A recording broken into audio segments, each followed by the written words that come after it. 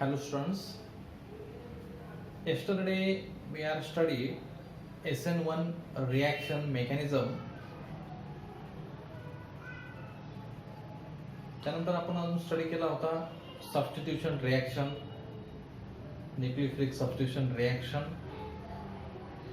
SN1 मध्ये आपण बघितलं होतं मेकॅनिझम, कायनेटिक एक्सप्रेशन आणि एनर्जी प्रोफाइल डायग्राम. त्यानंतर आता नेक्स्ट टॉपिक आहे SN2 reaction mechanism. SN2 reaction mechanism. Okay,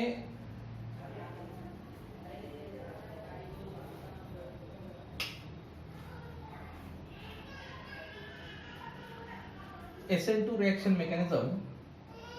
तर SN2 म्हणजे काय, तर substitution nucleophilic bimolecular. Substitution nucleophilic bimolecular reaction.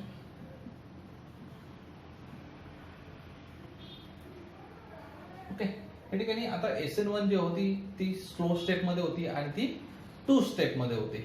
आता ही जी रिएक्शन आहे SN2 रिएक्शन, ही रिएक्शन ही एका स्टेप मध्ये असणार आहे, सिंगल स्टेप मध्ये. तर या ठिकाणी आता आपण एक्झाम्पल घेऊया. या ठिकाणी होतं एक्झाम्पल आपलं SN1 मध्ये टर्शरी ब्युटिल ब्रोमाइड. या ठिकाणी एक्झाम्पल घेऊ आपण मेथिल ब्रोमाइड, CH3 Br. आणि त्या ठिकाणी आपण अल्कली यूज केली होती KOH आणि त्याचं मीडियम असतं ॲक्वियस.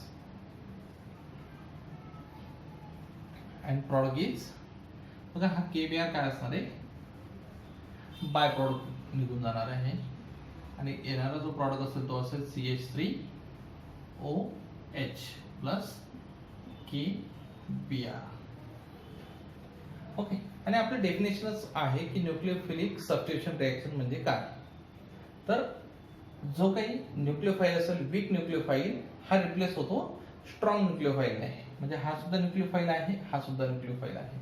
न्यूक्लियोफाईल जो असतो त्याच्यावर चार्ज असतो निगेटिव्ह. Br वरती सुद्धा कुठला चार्ज असतो, पार्शियल निगेटिव्ह. याच्यावरती सुद्धा partial negative.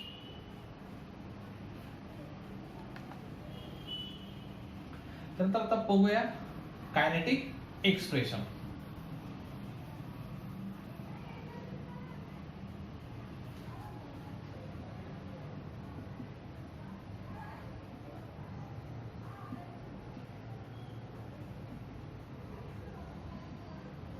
Kinetic expressions.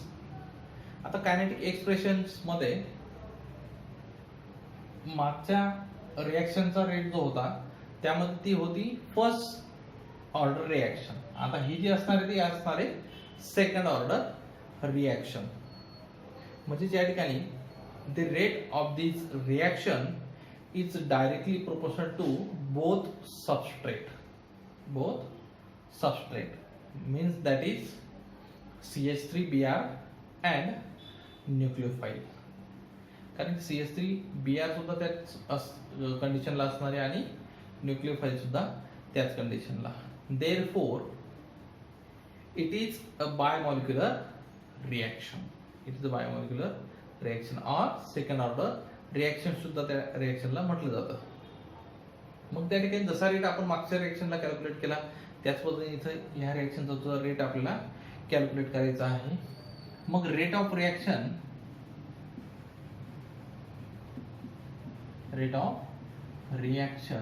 Is directly proportional to, मग घेतलेला सबस्ट्रेट काय होता CH3Br आणि न्यूक्लियोफाईल होता OH मायनस. त्यानंतर rate of reaction is equal to K into bracket CH3Br OH minus. आणि के काय आहे? स्पेसिफिक रेट कॉन्स्टंट किंवा प्रोपोर्शनॅलिटी कॉन्स्टंट. के असणारे प्रोपोर्शनॅलिटी कॉन्स्टंट. आता आपल्याला बघायचं याचं कायनेटिक एक्सप्रेशन झालेलं आहे या ठिकाणी. आता आपल्याला बघायचंय मेकॅनिझम. आता आपल्याला बघायचंय मेकॅनिझम. तर मेकॅनिझम या ठिकाणी बघूया आपण.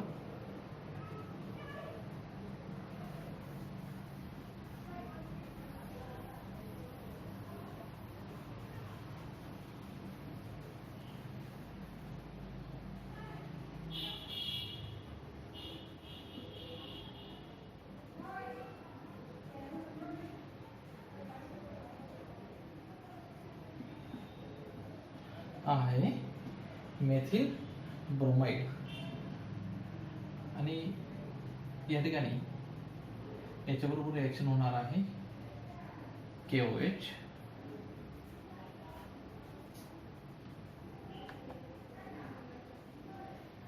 या ठिकाणी अल्कलीची त्या ठिकाणी काय असणार आहे? रिएक्शन असणार आहे. किंवा डायरेक्टली तुम्ही काय करू शकता? न्यूक्लियोफाईलचा अटॅक त्या ठिकाणी दाखवू शकता. मेकॅनिझम मध्ये आपण काय करू? डायरेक्टली न्यूक्लियोफाईलचा अटॅक दाखवू त्या ठिकाणी. ओके. आता ह्या ठिकाणी काय आहे की इकडून अटॅक करणं पॉसिबल नाही न्यूक्लियोफाईलला. म्हणजे front side attack is not possible. So back side attack is possible. म्हणजे न्यूक्लियोफाईल काय करेल? बॅक साइड अटॅक करणार आहे. म्हणजे हा जो लिव्हिंग ग्रुप असणार आहे हा या ठिकाणी निघून जाणार आहे आणि OH चा अटॅक काय होईल? या कार्बनवरती होणार आहे. आणि ही जी स्टेप असणार आहे आणि या ठिकाणी ही जी स्टेप असणार आहे ही असणार आहे स्लो स्टेप. तर स्लो स्टेप असेल आणि ती RDS असणार आहे. RDS means rate determining step. आणि स्लो स्टेप मध्ये काय असतं की त्या ठिकाणी ट्रान्झिशन स्टेट फॉर्म होते. Br हायड्रोजन हायड्रोजन हायड्रोजन या ठिकाणी असणारे OH. बघा ट्रान्झिशन स्टेट या ठिकाणी फॉर्म झाली आहे. या ठिकाणी काय होतंय की CBr बॉन्ड जो आहे तो ब्रेक होतोय आणि COH बॉन्ड काय आहे? फॉर्म होतोय. म्हणजे एका ठिकाणी बॉन्ड ब्रेक होतोय आणि एका ठिकाणी बॉन्ड फॉर्म होतोय. म्हणजे एका स्टेप मध्ये काय होतंय? दोघं गोष्टी त्या ठिकाणी घडत आहेत. म्हणजे बॉन्ड फॉर्मेशन पण आणि बॉन्ड ब्रेकिंग सुद्धा. बॉन्ड ब्रेकिंग आणि bond formation.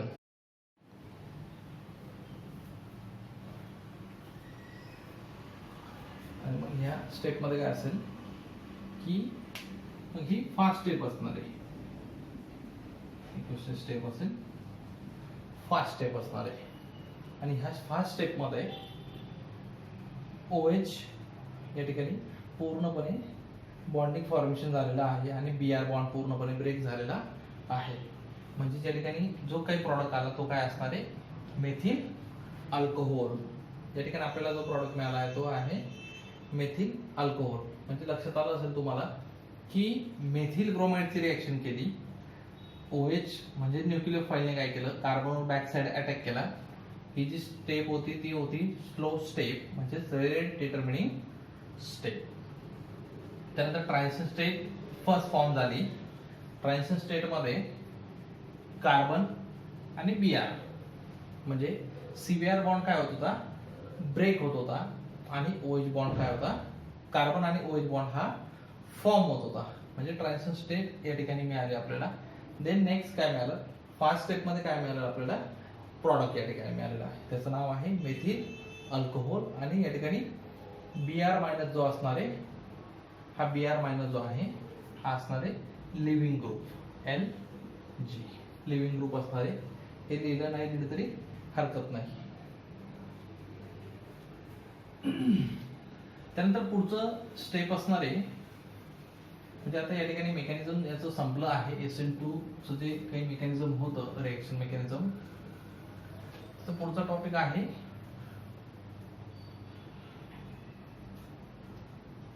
Energy profile diagram. Energy profile diagram. आता एनर्जी प्रोफाइल डायग्राम मध्ये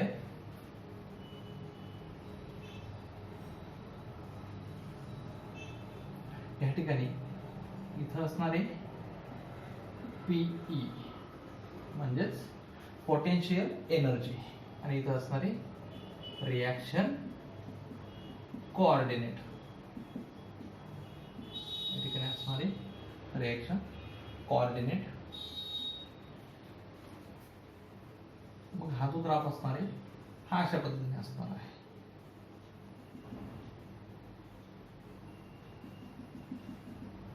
या ठिकाणी असणार आहे डेल्टा एच. त्यानंतर या ठिकाणी असणार आहे डेल्टा ई. इथं असणार आहे CH3Br. या ठिकाणी असणार आहे CH3OH. या ठिकाणी असणार आहे TS आणि TS होती आपल्या या ठिकाणी OH या ठिकाणी फॉर्म होत होता आणि Br या ठिकाणी ब्रेक होत होता. आणि या ठिकाणी आपण हायड्रोजन सुद्धा दाखवू शकतो. जे काही 3 हायड्रोजन होते अशा पद्धतीने. म्हणजे या ठिकाणी आलं energy profile diagram. Reaction coordinate असेल किंवा पोटेन्शियल एनर्जी या ठिकाणी असणार आहे. म्हणजे इथून reactant, then transition state, then product CH3OH methyl alcohol. तर हे होतं SN2 रिॲक्शन मेकॅनिझम या ठिकाणी बघितलं आपण. त्याच्यामध्ये बरेचसे टॉपिक होते. आता ह्या ठिकाणी बॅक साइड अटॅक झालेला होता. जर बॅक साइड अटॅक असेल न्यूक्लियोफाईलचा तर त्याला म्हटलं जातं inversion of configuration. Inversion of configuration. आणि जर फ्रंट साइड अटॅक असेल तर रिटेन्शन ऑफ कॉन्फिगरेशन. त्याला म्हटलं जातं रिटेन्शन ऑफ कॉन्फिगरेशन.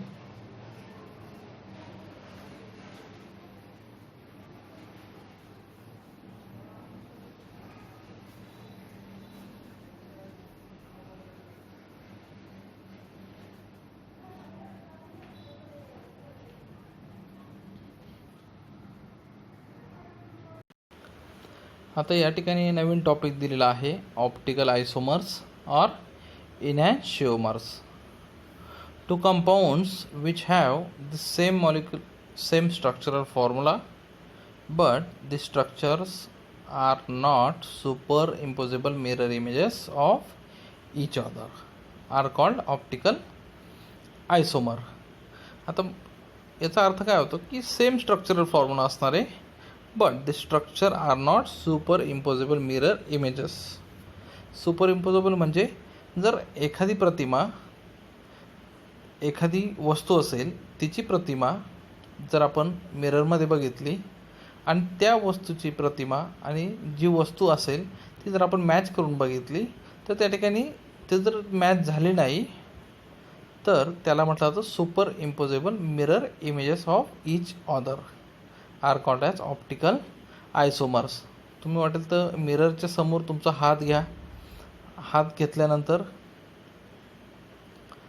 आपला जो हात असतो तो हात ज्या पद्धतीने आपण मिररमध्ये दाखवतो आहे त्याच्या विरुद्ध तो आपल्याला त्या ठिकाणी दिसतो. या ठिकाणी एक्झाम्पल दिलेलं आहे बघा. Lactic acid, D lactic acid आणि L lactic acid. They are also called enantiomers और optical antipodes. The optical isomers have same physical and chemical properties but they differ in their angle of rotation. Okay, they differ angle of rotation. आणि example दिलेलं आहे बघा. COOची position right साईडला होती, हायड्रोजनची position जी होती ती left साईडला होती. मिरर तो जो डायजॅश त्या ठिकाणी दिलेले आहेत ते आहे मिरर. मिररमध्ये बघितल्यानंतर त्याची प्रतिमा उलट झाली. लेफ्ट साईडला काय झाला COH आणि राईट साईडला काय झाला आहे हायड्रोजन. आणि जो स्टार केलेला कार्बन आहे तो ॲज इट इज असणार आहे. स्टार केलेला कार्बन म्हणजेच असिमेट्रिक कार्बन ॲटम. आता इनॅन्शिओमर्स म्हणजे काय? Stereo आयसोमर्स which are non-superimposable mirror images of each other and rotate the plane of the plane polarized light through the same angle but in opposite direction are known as enantiomers or enantiomorphs. त्याला म्हटलं जाईल इनॅन्शिओमॉर्फ्स. आता इनॅन्शिओमर्सचे सुद्धा example दिलेलं आहे, म्हणजे non super imposable mirror images त्या ठिकाणी मिळणार आहेत. म्हणजे जर तुम्ही या ठिकाणी बघा डायग्राम दिलेली आहे WXYZ, जर जशी तशी ती प्रतिमा उचलून दुसऱ्या त्या प्रतिमेवरती ठेवली तर त्या ठिकाणी काय होणार आहे की ज्या ठिकाणी Z आहे दुसऱ्या प्रतिमेला, तर पहिल्या प्रतिमेचे काय त्या ठिकाणी त्याच्यावरती X येणार आहे. म्हणजेच काय होईल, फक्त W सेम येईल परंतु खालचे जे मॉलिक्यूल आहेत यांची पोझिशन चेंज होणार आहे. म्हणून याला म्हटलं जातं non super imposable mirror images. हा टॉपिकसुद्धा 2 मार्कला तुम्हाला बोर्डाच्या एक्झामला विचारला जातो. Enantiomers have identical physical properties like melting point, boiling point, density, refractive index, etc. या काय त्याच्या फिजिकल प्रॉपर्टीज आहेत इनॅन्शिओमरच्या, जसं बॉइलिंग पॉईंट असेल, डेन्सिटी असेल, रिफ्रॅक्टिव्ह इंडेक्स असेल, मेल्टिंग पॉईंट असेल, except the direction of rotation of plane of polarization, full stop, but the amount of rotation is same. Enantiomers have identical chemical properties except towards optically active reagent. त्याच्यामध्ये बघा खाली diagram दिलेले आहेत, ते व्यवस्थित बघून घ्या की त्या ठिकाणी ते जे इमेजेस आहेत ते काय आहे, non super imposable mirror images. आता हा टॉपिक तुमचा थोडासा क्लिअर इथे लवकर होणार नाही. त्याच्यासाठी कसं असतं की जे काय आपण वर्गात घेतो तुमच्या डायरेक्टली व्हिज्युअलायझेशन जेव्हा तुम्हाला होईल तेव्हा तो टॉपिक क्लिअर होईल. किंवा तुम्ही यूट्यूबला सुद्धा हा टॉपिक सर्च करू शकता. इनॅन्शिओमर्सचा थोडंसं डिटेलमध्ये अजून तुम्हाला पार्ट मिळून जाईल. पुढचा टॉपिक आहे chirality. So any object which is non super imposable with its mirror image is said to be chiral and these properties known as chirality. त्याला म्हटलं जातं chirality. All chiral molecules are optically active and show optically isomerism. आता chiral जे आहेत ते बरेचसे विद्यार्थी chiral सुद्धा म्हणतात त्याला, परंतु ते ॲक्च्युली काय आहे, कायरल. चिरल कोणीच म्हणायचं नाही. फॉर एक्झाम्पल आहे alphabet P, chiral because it can not be super impose on it's mirror image.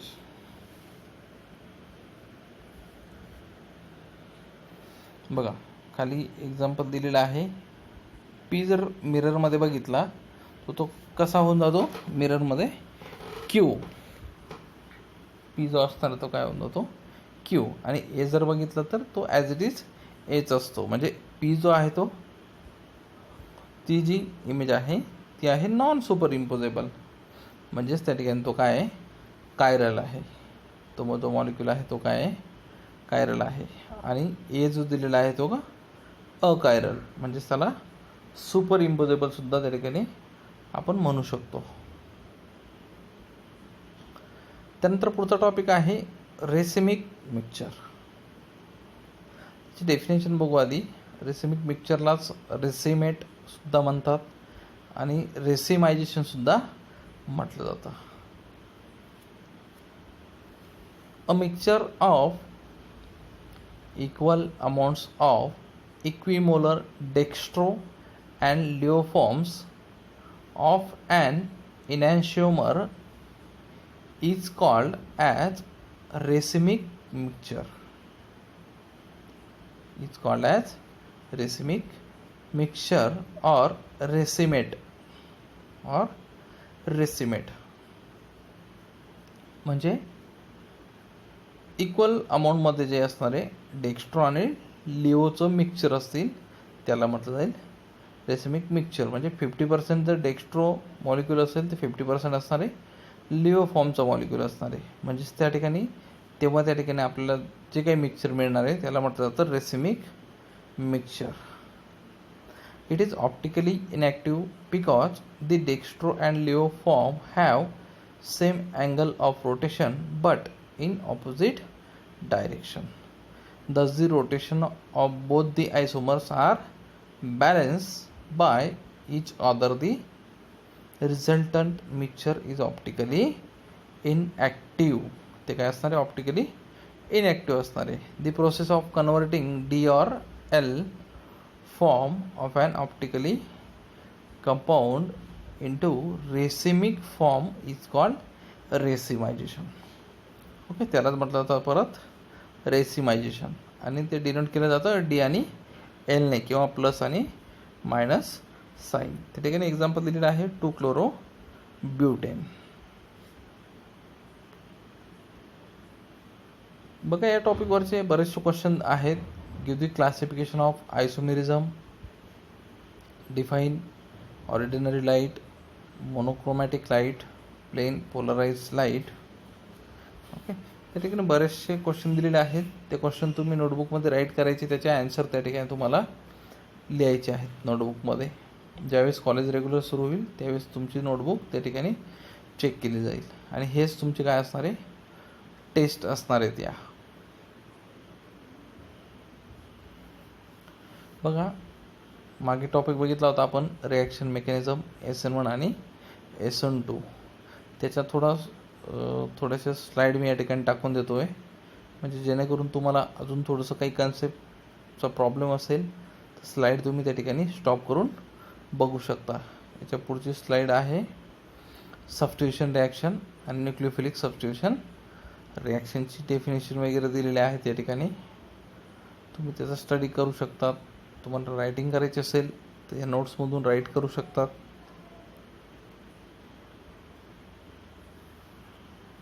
बघा SN1 रिॲक्शन मेकॅनिझम या ठिकाणी दिलेलं आहे. त्यानंतर पुढे आहे कायनेटिक एक्सप्रेशन SN1 मेकॅनिझमचं. त्यानंतर मेकॅनिझम या ठिकाणी दिलेलं आहे. सगळ्यात महत्त्वाचं म्हणजे मेकॅनिझमचं स्टडी तुम्ही व्यवस्थित करू शकता. बघू शकता या ठिकाणी की कार्बोनियम आयन या ठिकाणी तयार झालेला आहे मेकॅनिझममध्ये. आणि नंतर पुढचं सेकंड स्टेप आहे फॉर्मेशन ऑफ प्रॉडक्ट म्हणजेच अटॅक ऑफ न्यूक्लियोफाईल. बघा या ठिकाणी अटॅक ऑफ न्यूक्लियोफाईल दोघं साईडने OHने काय केलं आहे अटॅक केलेला आहे आणि आपल्याला या ठिकाणी काय मिळालं आहे प्रॉडक्ट. एक असणारे इनऑर्डर ऑफ कॉन्फिगरेशन, दुसरं असणारे रिटेन्शन ऑफ कॉन्फिगरेशन. मी आधीच्या व्हिडिओमध्ये ते तुम्हाला कन्सेप्ट सर्व क्लिअर करून दिले आहेत. फक्त या स्लाईड मी तुमच्या एका माहितीसाठी ते टाकतो आहे त्या ठिकाणी. त्यानंतर एनर्जी प्रोफाईल डायग्रामसुद्धा मी त्या ठिकाणी घेतलेली होती. ही डायग्रामसुद्धा 1 मार्कला त्या ठिकाणी विचारली जाते. SN1ची ती डायग्राम आहे. आता पुढचं आहे SN2 reaction mechanism. SN2 reaction मेकॅनिझमचा सुद्धा टॉपिक आपण आज कवर केला. तर या स्लाईड तुमच्या माहितीसाठीच मी टाकलेल्या आहेत या ठिकाणी. कायनेटिक एक्सप्रेशन आहे SN2 रिॲक्शन मेकॅनिझमचं. त्यानंतर मेकॅनिझम या ठिकाणी स्टार्ट होतं आहे बॅक साईड अटॅक ऑफ न्यूक्लियोफाईल. न्यूक्लियोफाईल काय करतो बॅक साईड अटॅक करतो या ठिकाणी SN2मध्ये. नंतर मग formation of transition state. Transition state form झाली. त्याच्या बऱ्याचशा मग ज्या स्टेपमध्ये ज्या ज्या काही गोष्टी झालेल्या आहेत त्या ठिकाणी दिलेल्या आहेत. त्यानंतर आहे formation of product. Inversion of configuration त्या ठिकाणी दिलेलं आहे. म्हणजेच या ठिकाणी प्रॉडक्ट फॉर्मेशन झालेलं आहे. मेकॅनिझम या ठिकाणी पूर्ण दिलेलं आहे. बघा खाली methyl bromide, slow step, rate determining step, then transition state form झाले आणि नंतर प्रॉडक्ट मेथिल अल्कोहोल त्या ठिकाणी मिळालेलं आहे. त्यानंतर एनर्जी प्रोफाईल डायग्राम या ठिकाणी दिलेली आहे, ते पण तुम्ही बघू शकतात. सगळ्यात महत्त्वाचं म्हणजे SN1 रिॲक्शन आणि SN2 रिॲक्शन त्याचं डिस्टिंग्विश जे आहे ते या ठिकाणी दिले जातं. बघा SN1 काय आहे, 2 स्टेप रिॲक्शन आहे आणि SN2 काय आहे, सिंगल स्टेप रिॲक्शन आहे. त्या ठिकाणी पॉईंट दिलेले आहेत. रेसिमायझेशन कोणतं प्रॉडक्ट आहे, इन्व्हर्जन ऑफ कॉन्फिगरेशन कोणतं आहे, युनिमॉलिक्युलर रिॲक्शन एक आहे. सोपे पॉईंट टाकलेले आहेत मी या ठिकाणी. ते सोपे पॉईंट तुम्ही त्या ठिकाणी स्टडी करायचं आहे. कमीत कमी 4 पॉईंटचा स्टडी त्या ठिकाणी झाला पाहिजे, म्हणजे तुम्हाला 2 मार्क त्या ठिकाणी ॲटलिस्ट मिळू शकतात. SN1 reaction and SN2 reaction. Okay, here is the questions on this topic. Write a note on nucleophilic substitution reaction. त्यानंतर SN1 आणि SN2 मेकॅनिझम विचारला जातं बोर्डासाठी. बघा या ठिकाणी क्वेश्चन कशा पद्धतीने विचारला जातो ते दिलेले आहे. Explain SN1 reaction mechanism with example. म्हणजे आता आपण एक्झाम्पल कोणतं घेतलं होतं, टर्शरी ब्युटील ब्रोमाइडचं SN1मध्ये. त्यानंतर त्याचं कायनेटिक एक्सप्रेशन करायचं आहे आणि एनर्जी प्रोफाईल डायग्राम. म्हणजे या ठिकाणी हा 5 मार्काचा क्वेश्चन आहे. त्याचं मेकॅनिझम 3 मार्काचं, kinetic expression 1 mark, energy profile diagram 1 mark. Same as SN2चं सुद्धा त्या ठिकाणी असणार आहे. मेकॅनिझम, कायनेटिक एक्सप्रेशन आणि एनर्जी प्रोफाईल डायग्राम असणार आहे. म्हणजे हा सुद्धा क्वेश्चन काय असणार आहे, 5 मार्कासाठी विचारला जाऊ शकतो त्या ठिकाणी.